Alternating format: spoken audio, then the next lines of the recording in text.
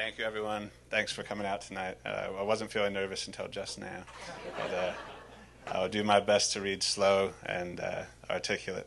But thank you very much. I do appreciate your time, and I'm very grateful to be able to read to you guys this evening. This is actually something that I just wrote last night, so we're all going to hear it for the first time.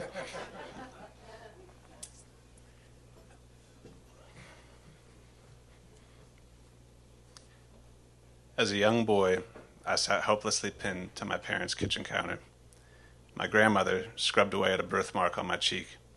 "It's just a birthmark, Omi," I wailed. "It's definitely dirt, or chocolate," she insisted, and continued to scrub at the small brown patch below my lip, the same one that I'd had my entire life. To her credit, whatever it was is gone now. Inside Cohen Rosen House Memory Care Home, most of the residents are watching an old film in the living room. I can hear the opening credits of Cat on a Hot Tin Roof. I hear the usual suspects shouting for more volume, asking for the name of the movie, asking where they are, asking if their son has arrived yet. Reaching inside a wall cavity, I strain to get the last rusted bolt off the cover of a large air conditioning unit. It releases with a mix of elbow grease, WD-40, and cursing. My hand collides with a screw in an aluminum stud. I glance up. A woman in red and white striped dress, red lipstick, gray hair flying loose around her gaunt, aged face, and fiery blue eyes stands between me and the dining table. She shouts at a kind-looking elderly gentleman in a green suit. He sits back straight, motionless, eyes on the window. "Get up," she scolds him. "Hurry up and get moving or we'll miss our flight." She stomps her high heels, exhales, and she shouts as though he's deaf. "I am going to leave without you if you don't get up now. Do you understand me?" She repeats this. She starts to walk away towards the locked and alarmed front entrance, and then circles back and begins again. I've worked in this nursing home for the better part of the last 3 years, and they have definitely missed that flight. I'm not actually certain if the gentleman in the green suit is a resident or a regular visitor of hers. The quiet desperation in his face makes me wonder which would be worse. I hook up the pressure gauges to the AC system. I try to recall the standard vapor pressure for an R22 unit. Was it 60, 80? I don't worry about it for too long. The refrigerant would all leak out again soon anyway. There was no way to properly repair these tiny leaks until I could turn the cooling unit completely off for the season. I added a few extra pounds of refrigerant for good measure and replaced the cover. "All set," I mouthed to Teresa. "You'll be cooling down soon."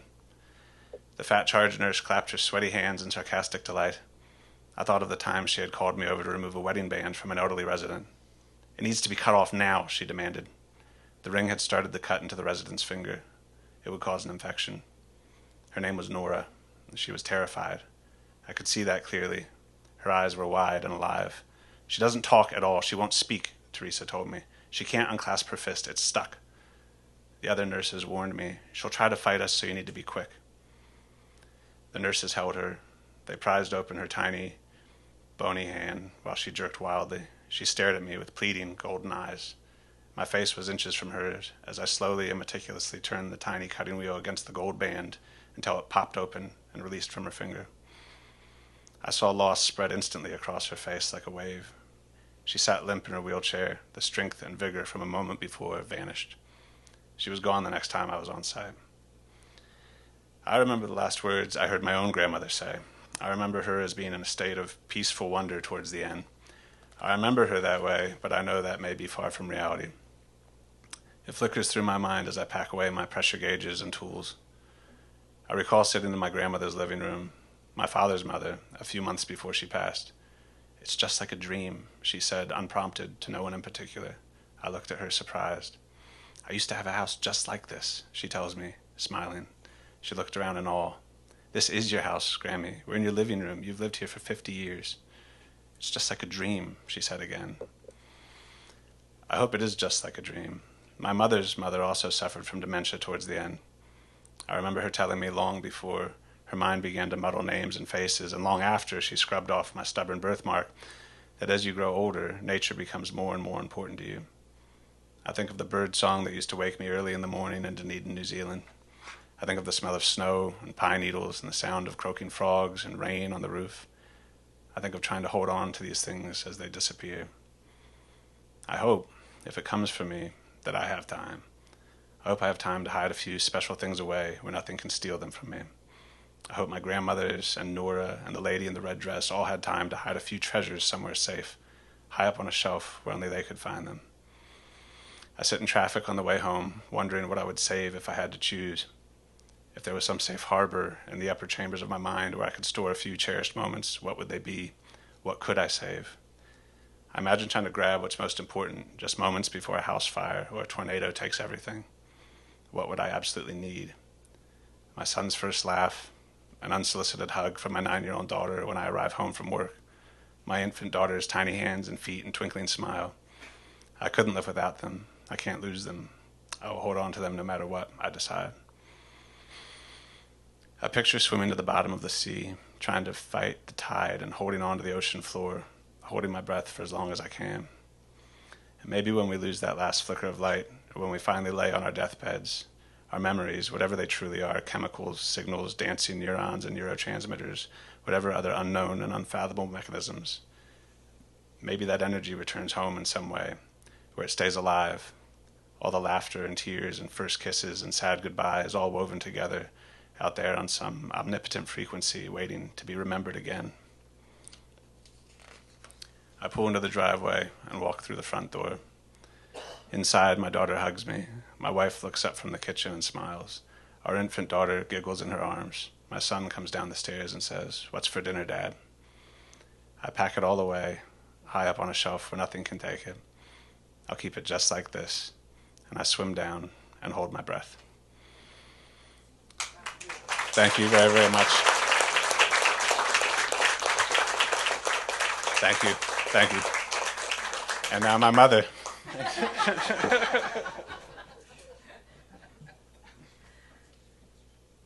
Awesome. Well, these things are always either too tall or too short, something.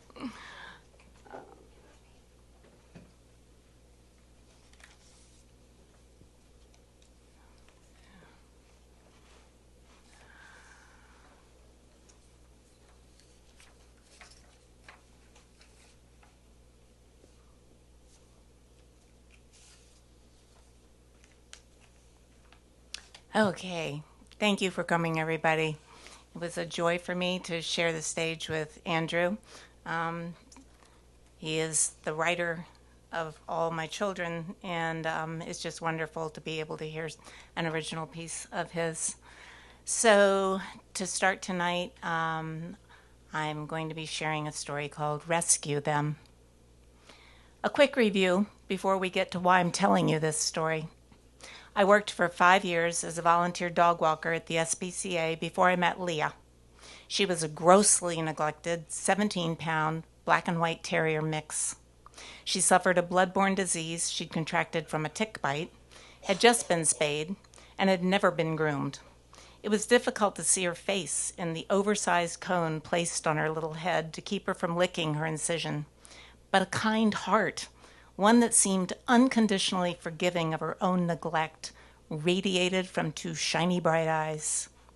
With a lot of reasons to expect the worst from this life, Leah was love with her high beams on. I entered the run, and she immediately put her front paws up on my knee, stretching as high as she could in her unwieldy headgear to lick my face. She was so sweet and so grateful, but I didn't fall in love. I know, I can't believe it either.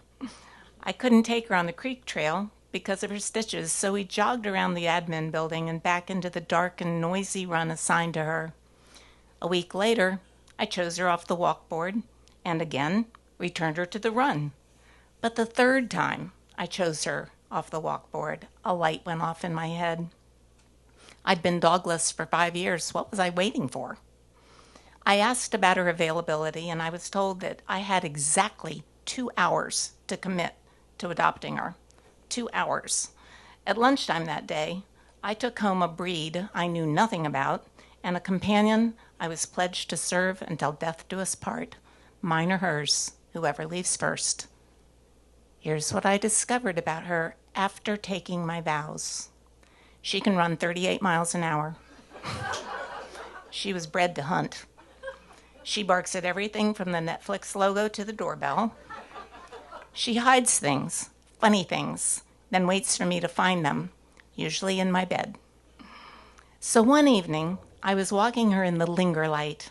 The official term is civil twilight, when the sun is no more than 6 degrees below the horizon, but sinking fast. When we were just a few yards from the front steps, I unleashed her so she could run the rest of the way home. She took off on a tear for the brick steps, as she always does, but for the first time ever, she just kept going. In an instant, she was beyond my ability to catch up and had disappeared behind a private residence. I chased her, calling, "Leah, come!" which, let's face it, sounds a lot like, "Leah, run." Suddenly, she reappeared, on the fly, airborne, racing out of the first yard and into the next one, clearly on the hunt, taking off down driveways to disappear into neighbors' mysterious backyard spaces ringed with security cameras and warnings to trespassers. She was working her way methodically, yard by yard, toward the busiest traffic artery in town. If she got there without me, she'd be a dead dog, no doubt about it. She had tried to bite the rolling wheels of the FedEx truck on numerous occasions and was oblivious to cars. I kept running, but was uncertain of my direction because it was longer and longer between sightings. She was now a comet, a shooting star. Sightings of this black and white rocket whizzing by a neighbor's woodpile or garage were becoming less predictable, less frequent. Panicked, I turned back and ran for my car. My car can go 38 miles an hour indefinitely. I cannot. My neighbor, Steve, stopped raking leaves and positioned himself in the road to direct the posse. He pointed silently and emphatically up the street, code for, "She went that-a-way." I turned and glimpsed her flying down the hill into yet another stranger's yard, so I threw the car in park and ran for her. By now, a little boy, maybe 11 years old, sensing the excitement, had joined me in the pursuit on his scooter. He was following her into neighbors' yards one by one, trying to flush her out to where I was now positioned like a goalie between her last known location and the deadly intersection. This child and I had become a team. Suddenly, a rabbit raced out of a neighbor's yard and took off down the sidewalk, Leah in hot pursuit. The boy cut them off as cleanly as if he'd been on a quarter horse. She veered, heading straight towards rush hour traffic and me at a dead run. As she flew through a patch of ivy, I managed to snag her safety harness. Overwhelmed with relief, I snatched her up in my arms. The boy on the scooter glided up, grinning. "You watch football?" he asked, navy ball cap over his eyes, one sneakered foot on the scooter, one on the sidewalk. "Some," I said. "Well, that's what you call escaping the pocket," he said. I glanced down at Leah, now incarcerated in my arms, then back at the boy. "My hero," I smiled, thinking, "My goodness, I love you. I once had a boy like you." I carried my jailbreaker to the car. And here, at last, is why I'm telling you this story, and why now. At civil twilight, though the sun is gone, you don't need artificial light yet to see clearly, and this is what I saw. Love is not a feeling. Love is not what you say, no matter how well you try to say it. This kills me, you know it does. Love is that wild, primal instinct to help anyone and everyone, to find the lost, shelter the injured, protect the vulnerable. We help the panicked mother who has lost sight of her child at the mall. We offer an arm to the elderly man feeling faint, waiting in line. We leave a note on the windshield warning a driver of a flat tire before he drives off. We give in the context in which we live, so in the grand scheme, our offerings are small. That's how fortunate we are. But this is the same instinct ignited by the nightly news. If you could, you would save every starving child in Gaza, shelter every injured refugee, protect every Ukrainian hospital from bombing, and save every hostage the world over. This is the part of you that would hold the world in your arms if you could. the part of you that prays. Sometimes I think we are nothing more than love looking for an opportunity to express itself. Maybe love has no gradations. There's no big love and little love. There's just us giving what we can.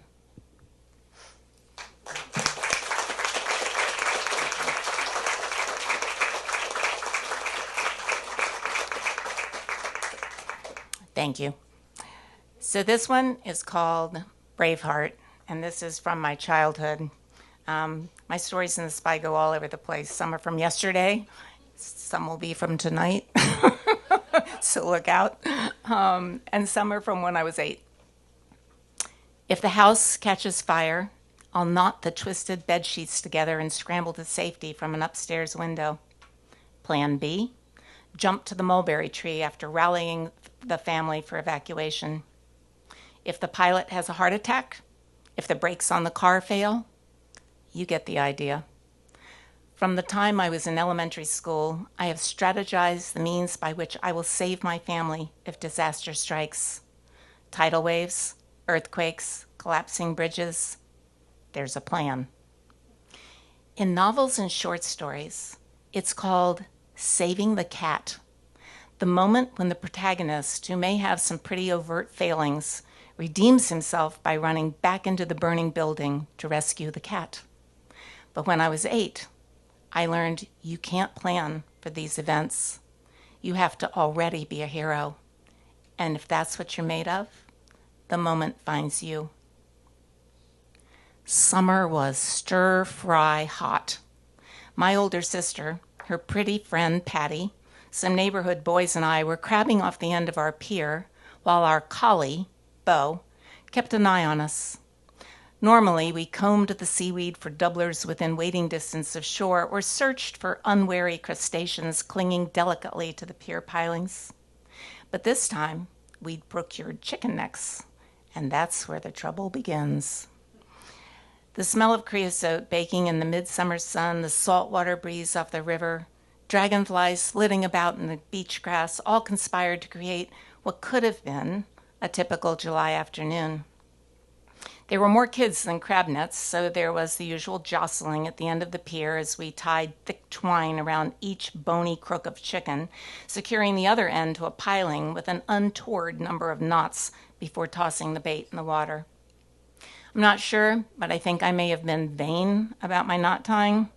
I may have thought they were exceptionally tricky or tight.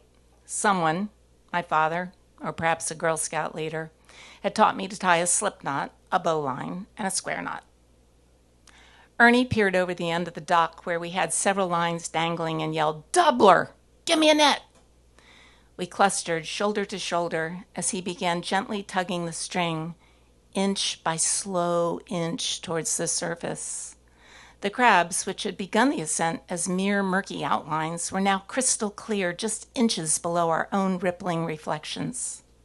A 10-inch hard shell with a softy attached.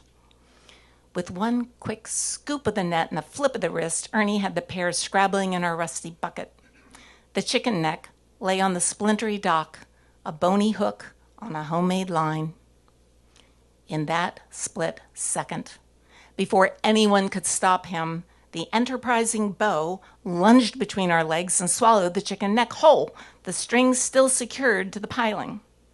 6 kids shrieked with excitement at the new development as the dog began to take huge panicked gulps of the string in an attempt to finish it off now that the chicken was stuck in his gullet. We desperately tried to unknot the twine as the distressed dog retched, but the string had gotten wet, then dried in the sun. That chicken neck might as well have been soldered to the piling. As we realized we couldn't pull the chicken out and no one had a knife, what had been exciting was fast becoming an emergency. Suddenly, the resourceful Patty fell to her knees, grabbed the string as close to the dog's mouth as she could get, and started to chew. Time slowed as the dog gagged. Patty chomped away, and the rest of us stared, silenced by the gross ingenuity of this development. The sun beat down, the dragonflies danced for their lives, and after an intense minute, the string gave way. The dog polished off the last couple of inches with a happy bark, and we erupted in a rousing cheer. It has taken me years not to live as a strategist, to cross the Bay Bridge admiring the sparkling shimmer beneath the span shadows instead of wondering how long I can float on my back when the guardrail gives way. I don't know if this daydreaming was a hope for attention or childish savior complex, or perhaps it was where the mind of a child goes who, for good reason, has learned she has absolutely no control over what happens to her, who has learned that fear is a required course in childhood, but fun is an elective, who has learned to prepare for the worst because no one's coming. But for all my preparation, research shows heroes don't stop to plan or to reason. They act instantaneously and intuitively on an innate urge to serve. The good they do is instinctive. I hope if the moment ever presents itself, I save the cat, or the dog, or someone's baby, or an old man with a cane. I want to cure juvenile diabetes, to end addictions of every kind, to feed the starving on a global scale, foster abandoned children, bring laughter to the sad of heart.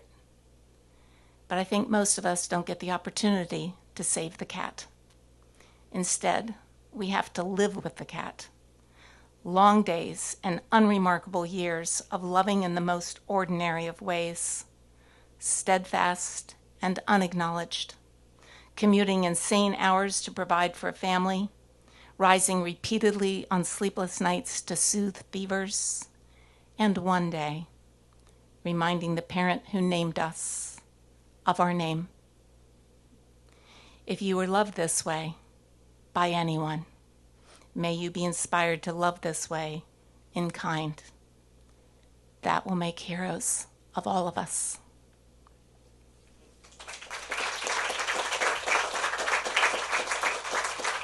Thank you.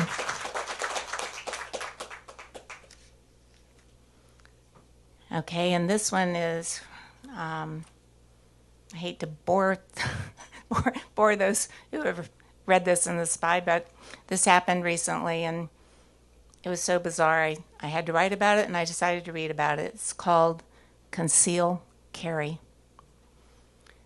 I was in the wine store the other day, not asking for help because I already know that all the least expensive wines are displayed on the lowest shelves, so that you have to crouch down near the floor to read those descriptions and prices, which means you're in the way of customers who don't have to get on the floor to buy wine.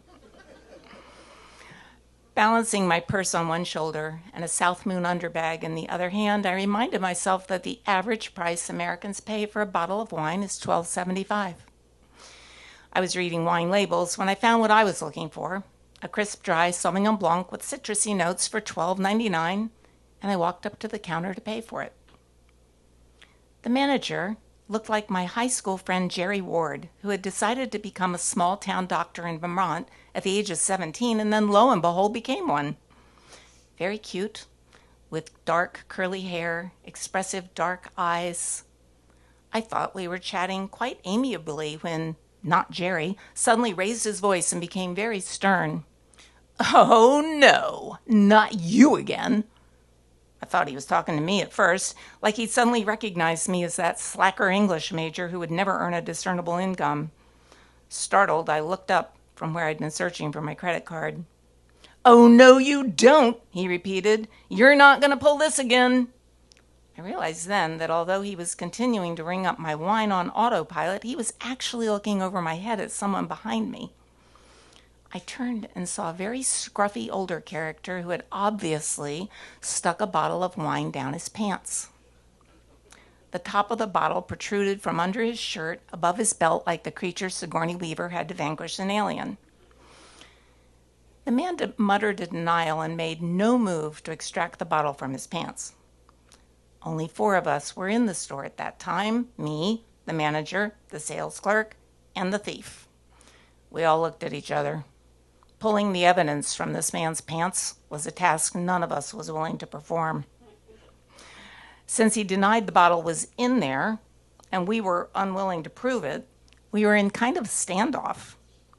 Encouraged, our shoplifter started edging toward the door in mincing, scuffing baby steps. Irate, the manager abandoned me and came around the counter. "Stop right there, sir! You're not going to get away with this again. You pulled this stunt last week. I've got you on camera." The shoplifter continued to mutter his denial and shuffle towards the door. I'm having a robbery, I thought, a bit excited at this development in my day. Like one entity, equally helpless but braver as a unit, the manager, sales clerk, and I all began instinctively moving in a sort of communal shuffle of our own between the thief and the door. The sales clerk announced loudly, "I'm calling security," and I stood there while she reported to the authorities that a robbery was in progress. I was still standing there when they didn't come. "Good thing no one has a weapon," I observed quietly to her, then wondered if that was true. What are the concealed carry laws in Maryland, I wondered. Maybe the guy's not lying. He's not stealing wine. He stuffed a gun down his pants. "Let me get you out of here," the sales clerk whispered to me and quickly completed my purchase as the stalemate continued. As I walked past the manager in this bizarre standoff, I offered, "Alzheimer's? Dementia?" The situation was so bizarre that the possibility seemed warranted. "No way," the manager said, and then added softly, "I'm sorry for this." His apology felt intimate, like an intruder had interrupted our family dinner, or as if the conflict had made us teammates for a moment. Team right side of the law. Team right versus wrong. Fortunate versus unfortunate. Us versus them. I edged on out the door. I was back in the store a few weeks later, a week later, and reminded the manager that I'd been there during the incident. "What happened?" I asked. "I noticed security never came." "Oh, they came," he said, "after you left. It was a big deal. He resisted arrest. They got him on a bunch of counts. That guy has been pulling this stunt all over the shopping center." "What did you do with the wine down his pants?" I asked, eyeing the bottle I was buying. The manager rolled his eyes, and we laughed about how that bottle was a goner, about all the inadequate ways one might have rehabilitated it. "Ha, ha, ha," we laughed together as he slipped my purchase into a bag.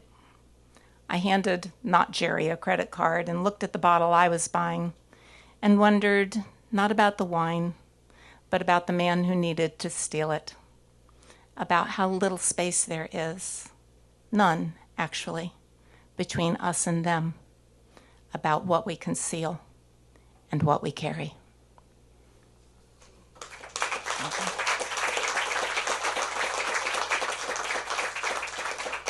Thank you. Okay,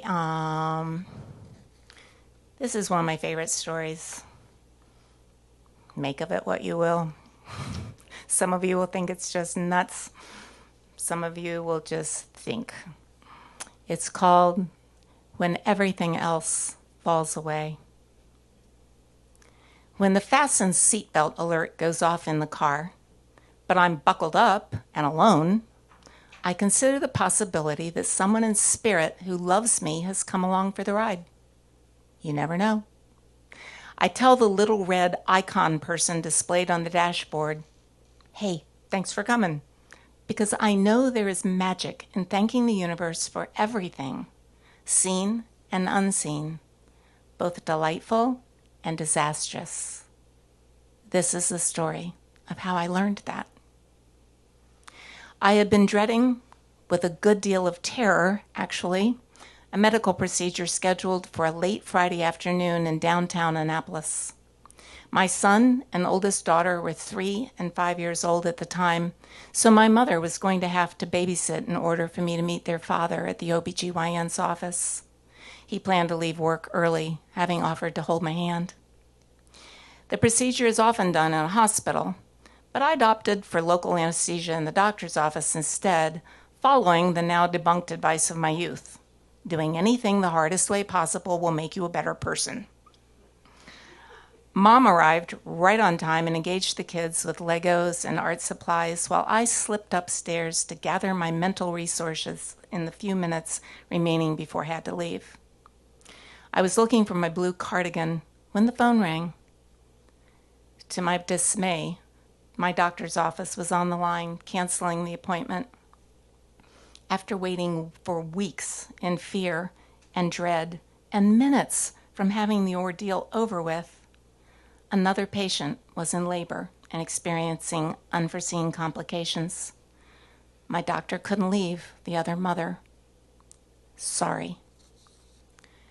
I sank onto the bed, the weight of my disappointment causing it to sag even further beneath me. I could hear my mother talking to the kids, their soft, lilting responses floating up the stairs. My husband had already left for the doctor's office. There was no way to stop him now, and I would have to carry the burden of apprehension indefinitely. I pulled my feet up onto the bed to sit there cross-legged for a moment, not quite ready to release Mom from her duties, nor to have to make conversation.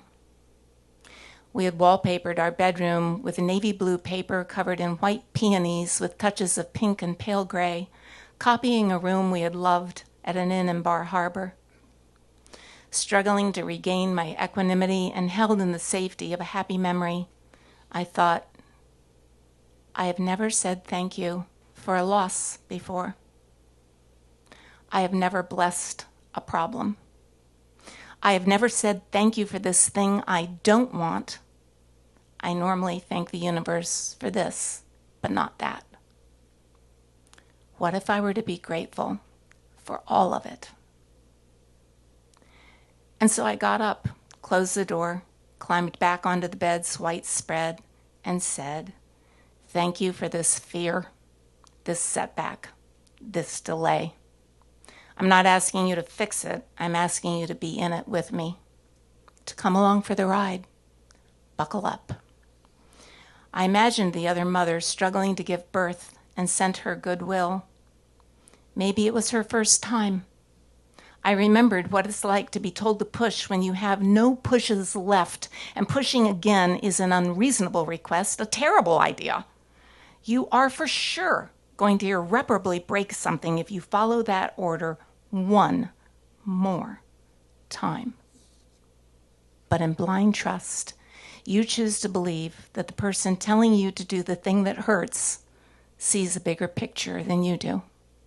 So you push in spite of your better judgment, and they give you a baby for it.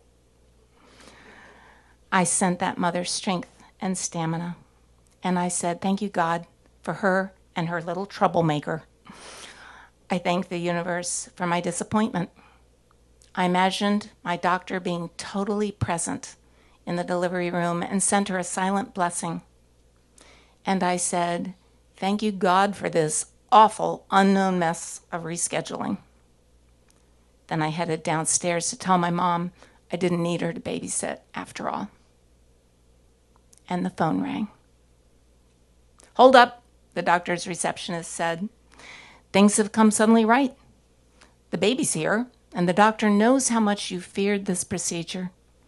Even though it's now 5 p.m. on a Friday and the office is closed, she's going to meet you there anyway. Get it done. Everyone else will have gone home, so the building will appear empty, but come in anyway. You might think this is the end of the story, but it's only the end of the beginning. The entire building was as still as a held breath. The carpeted outer office was silent and dark, magazines straightened. My doctor was going to perform the procedure with an innovative instrument she'd never used before, and a 10-year-old salesboy planned to be in the room to supervise its use. Upon discovering this, I pulled the nurse aside and told her the 10-year-old salesboy could absolutely not be in the room with me, and to my relief, my request for privacy was honored. Now assembled in the exam room, only my husband, myself, my doctor, and the nurse. And yet, if I'd been in a car, the indicator light might have been flashing. might have claimed there was another presence unaccounted for in the room that night. As I lay back, concentrating on the design in the ceiling tiles, bracing for discomfort, the moment the doctor touched me, the entire room turned pink. The shift in light was remarkable and distinctive. Maybe fear itself can induce an altered state of consciousness, because when the light transformed from white to rose, instead of feeling pain, I saw love physically materialize as a visible spark. A tiny bead of light appeared in front of the doctor at the level of her heart and flew among those of us gathered there. I saw it fly from the doctor to my husband, then dash from him to me, from me to the nurse, back to the doctor, to my husband, to me again, flying about the room, ricocheting from one to another, a photon, an orb, and I suddenly knew that sparking light represented the only thing real in the room, the only thing real in the galaxy, in the universe. When everything else falls away, and it will, when there is no more exam table, office to hold it, planet on which it rests, held in the arms of a spiraling galaxy, when the memory of your own name has disappeared into time, and it will, you will see what in fact is already true. The essence of existence is only unconditional love. Sometimes you get to experience this reality just for a moment in the here and now. And for that, I'm so grateful. Grateful for the gift of this messy life, this confusing place, for what is given, then taken away, for what doesn't work out. Though this is difficult to comprehend, I am telling you what I know for sure. In the fullness of time, everything is holy. In the fullness of time, everything comes right.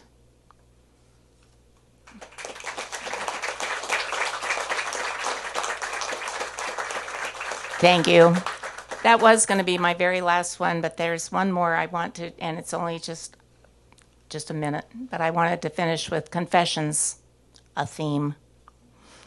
There are things I'd rather not admit to, but full disclosure will make us closer. So here goes. I don't understand the logic of washing your hands in a public restroom if you have to touch the faucet when you're done. I sometimes speak very harshly to Alexa, my interactive voice assistant. When she doesn't answer fast enough or hears incorrectly, I talk to her as if she is very, very stupid, and it feels very, very good. I believe I can make stoplights turn green with my mind. Can too. I understand what tidally locked means, yet I still don't understand completely how it happens that the same side of the moon is always facing the Earth. Don't tell me I've already stopped listening. It took me years to learn to redirect a conversation to the other person. I found my own life so interesting, it just didn't occur to me to stop telling stories and ask about my companion. I know, I can't believe it either. How are you doing? I tell the dog I love her and smother her with kisses while she yawns, dog language for I'm not digging this. But I don't walk her in the rain, or when I'm tired, I just let her out in the backyard and hope she runs around a lot. I pray for my writing clients every single day, right after being grateful for them. This includes current and former clients I should have long forgotten by now. I think they would be shocked to know this. If a doctor leaves me waiting in the exam room long enough, like a really, really long time, I'll climb off the table and look in the drawers. Sometimes I'm just so sad. My heart is so heavy. I feel so misinterpreted. I just want to go home. Not home to my house. Home. But I'll wait till someone comes for me. When I go to lunch with friends and we split the bill, I don't know why they ask me, how much are we tipping? I'm tipping 20%. You can tip whatever you want. One of my best friends doesn't ask. She just always tips 100% because she's a better person than I am. Sometimes I wish someone would adopt me. I miss my mother. I just took my dog for a trial play date at a new kennel where I hope to be able to board her. I told her to play well with others and be kind, but I was actually talking to the two girls who led her away. When I pray, I can't get the words thank you out before a request slips in.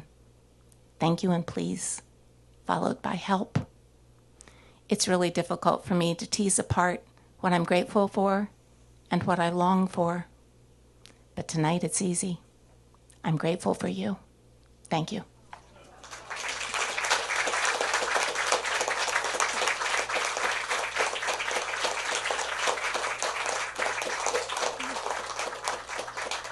So that's it. Anybody have any questions or observations you want to share? Anybody? Well, then I would say drink up or go get dinner in Easton. And thank you for coming, and for those of you that had to brave the bridge, thank you for making it over on a Wednesday night. I hope you all get home safely as well. I'm sorry, somebody had a hand up. Yeah, go ahead. I mean, how do these ideas pop in your head? Do they just pop in your head? Um, Laura, will you repeat the question for the yeah, good thought. The question was basically, where do ideas come from? Do they just pop into your head? Where do story ideas come from? I think when you're a writer, and Andrew would probably attest to this as well, you always kind of live in fear that there won't be an idea, that the well will run dry.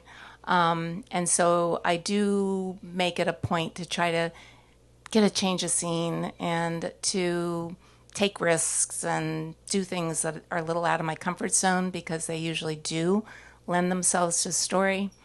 But I think as writers, and maybe just as human beings, you're always observing. You're kind of in the moment and watching the moment and thinking, I'm here and I'm going to write about this. And for me, I carve out Monday as my writing day. It's the one day I protect from doing client editing, working on other people's memoirs, doctor's appointments, anything like that, even lunch with friends.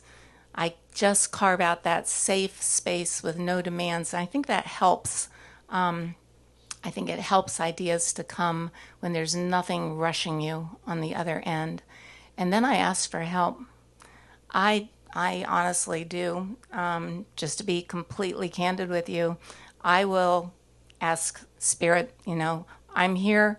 If anybody who loves me, present, gone, wants to inspire me and send me a story, I'm in receiving mode.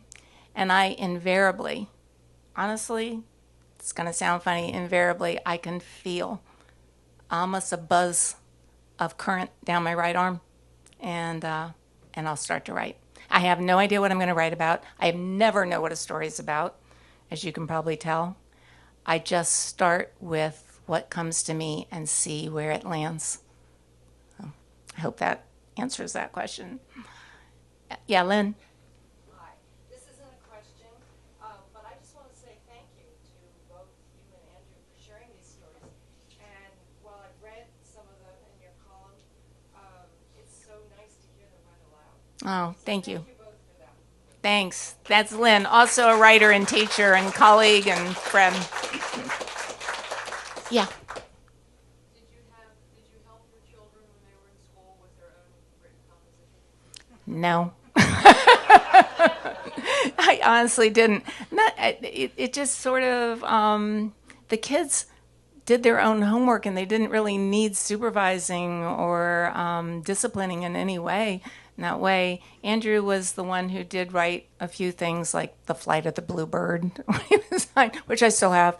But no, they are who they are all on their own. Anybody else?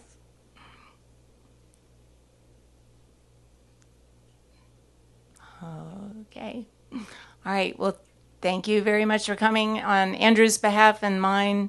I hope we'll see you again here, or I hope to reach you through the SPY or through WHCP.